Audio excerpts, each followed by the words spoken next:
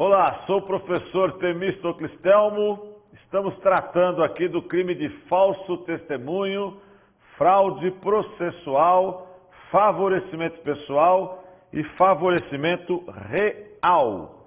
Hoje nós trataremos das causas de aumento de pena, da retratação, concurso de pessoas no crime de falso testemunho, informante, retratação no júri, prisão em flagrante no crime de falso testemunho.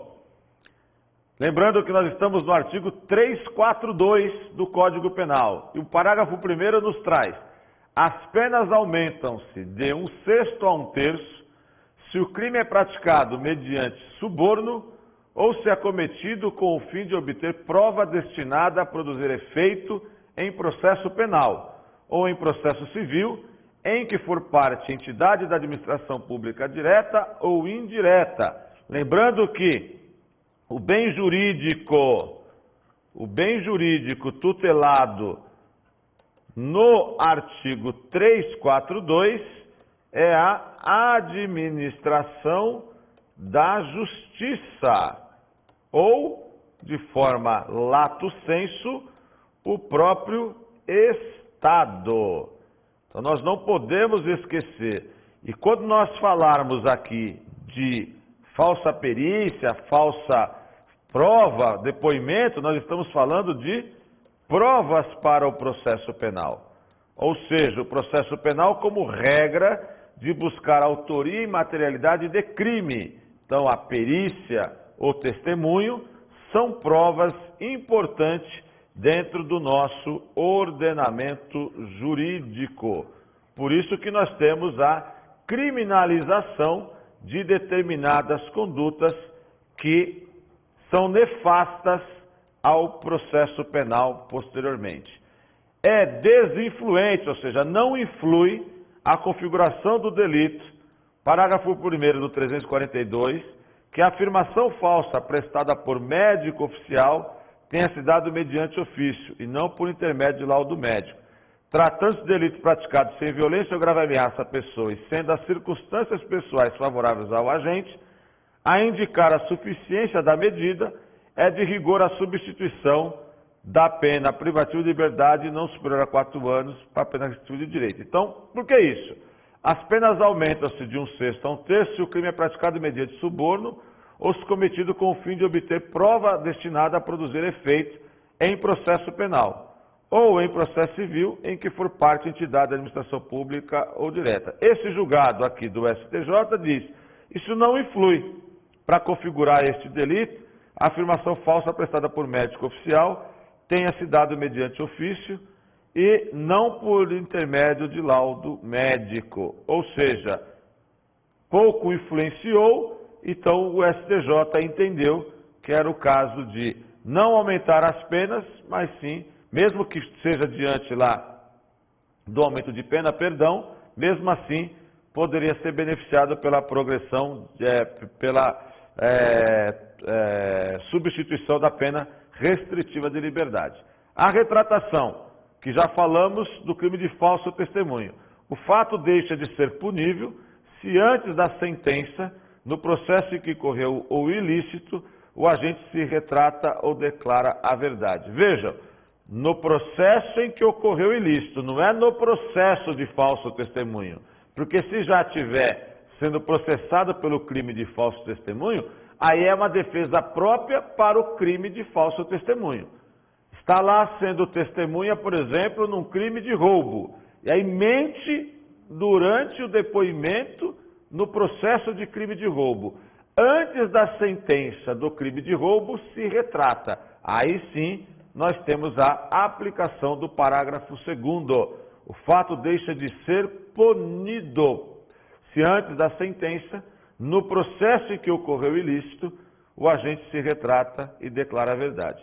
Nos crimes de falso testemunho ou falsa perícia, o legislador entendeu configurar causa extintiva da punibilidade do agente, o fato de ele retratar-se ou dizer a verdade em juízo antes de proferida a sentença. O importante é lembrar que esta retratação essa extinção da punibilidade tem que ocorrer antes da sentença do ilícito aonde prestou falso testemunho. Bom, comprovando-se que a testemunha devidamente compromissada deliberadamente fez falsa afirmação em juízo, para o fim de produzir prova em processo penal, impõe-se a condenações nos termos do parágrafo 1º do 342.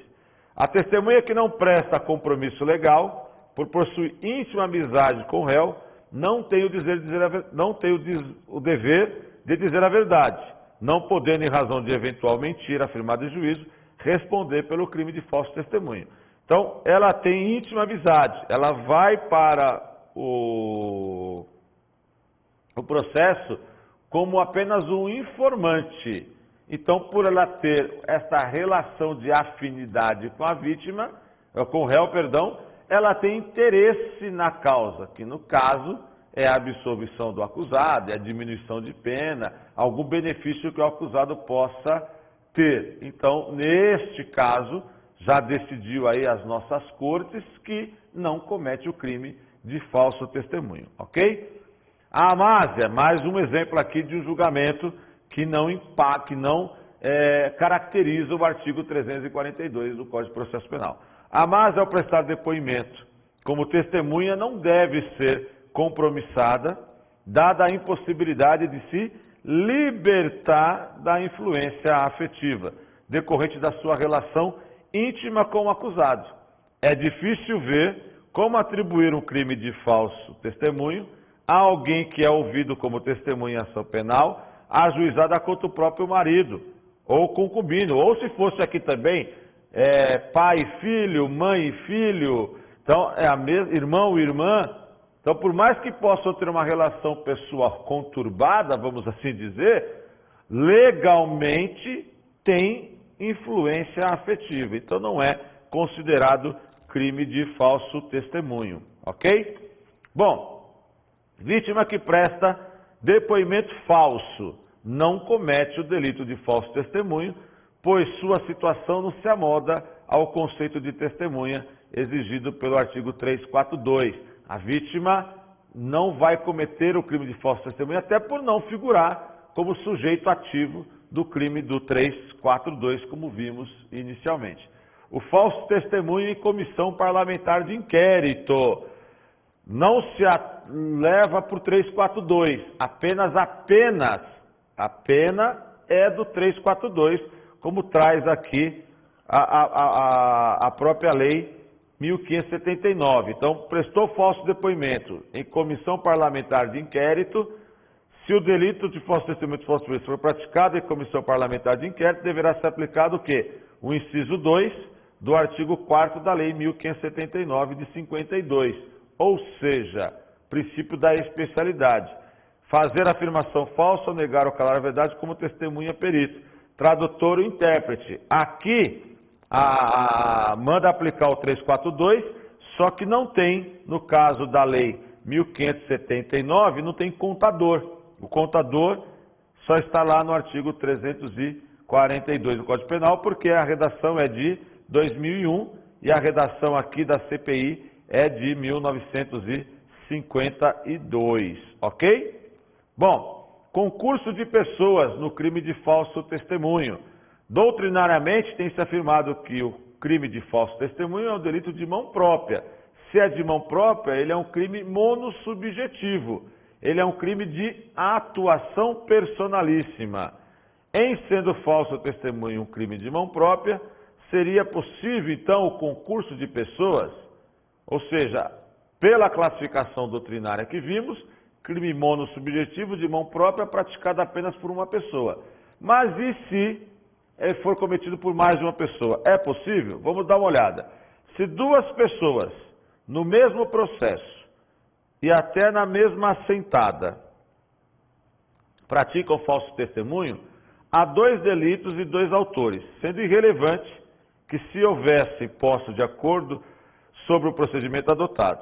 O crime de mão própria não admite coautoria, nem autoria imediata, na medida em que seu conteúdo injusto reside precisamente na pessoal e indeclinável realização da atividade proibida. Então, há 2 delitos e 2 autores.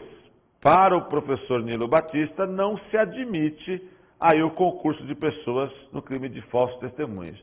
Podemos afirmar, então, não ser admissível a coautoria em crimes de mão própria. Serão delitos autônomos. E o informante? Será perfeitamente possível o reconhecimento da participação na hipótese que a testemunha, por exemplo, é induzida ou investigada por alguém a prestar um depoimento falso. Veja, o informante não comete o crime de falso testemunho, porque ele não presta compromisso. Mas ele pode cometer um crime em coautoria com quem pratica o crime de falso testemunho. É o que nós vamos ver aqui neste julgado. O informante também pratica o crime de falso testemunho, o advogado que instruiu a testemunha ou o informante a mentir responde na condição de partícipe pelo crime de falso testemunho. Então, o informante pode cometer o crime de falso testemunho como sujeito ativo principal, não, por ser um crime por não prestar compromisso, mas como coautoria ou partícipe pode. A doutrina e a jurisprudência vêm sendo uníssonas em afirmar sobre a possibilidade de se admitir a participação por induzimento ou instigação no crime de falso testemunho, que é o parágrafo 1º do artigo 342. É possível, então, mais um julgado, a participação do delito de falso testemunho, a retratação de um dos acusados, a importante, de acordo com o parágrafo 2º do 342, estende-se aos demais corréus partícipes. Retratação do júri. Na hipótese de julgamento pelo tribunal do júri, também há o entendimento que o agente, caso queira retratar, deve se fazer antes da decisão proferida pelo conselho de sentença. Alguns doutrinadores entendiam que ele deveria se retratar até antes da pronúncia, mas como o júri ele é bifásico e quem vai decidir pela absolvição ou não, quem vai decidir pelo processo são os jurados, é o conselho de sentença, então é o entendimento que até a decisão do conselho de sentença é possível haver aí uma retratação. O ápice, então, como diz aqui o professor Guilherme Nucci, é a decisão em sala secreta tomada pelos jurados. Se a decisão do mérito somente será proferida pelo conselho de sentença, não tinha porquê, não tem cabimento, aí eu comungo com o professor Guilherme Nucci, se levar à consideração somente antes da pronúncia, ok? Afirmação de fato falso irrelevante. A afirmação de fato falso, mas irrelevante para o deslinde da causa constitui meio absolutamente ineficaz para a configuração do crime de falso testemunho, tendo em vista a possibilidade de lesar o bem jurídico referente à administração da justiça. Mentiu, mas o fato é irrelevante, é um não jurídico, como já decidiu aqui o Tribunal de Justiça do Distrito Federal. Prisão em flagrante do crime de falso testemunho. Quando a testemunha, por algum motivo, na presença do juiz, se recusa a prestar suas declarações, não vemos óbice da prisão em flagrante, pois ela tem a obrigação de responder sobre aquilo que foi lhe perguntado. E aí, como é crime de rito sumário, segue a regra normalmente aí de um processo. Ok? Muito obrigado, até a próxima aula.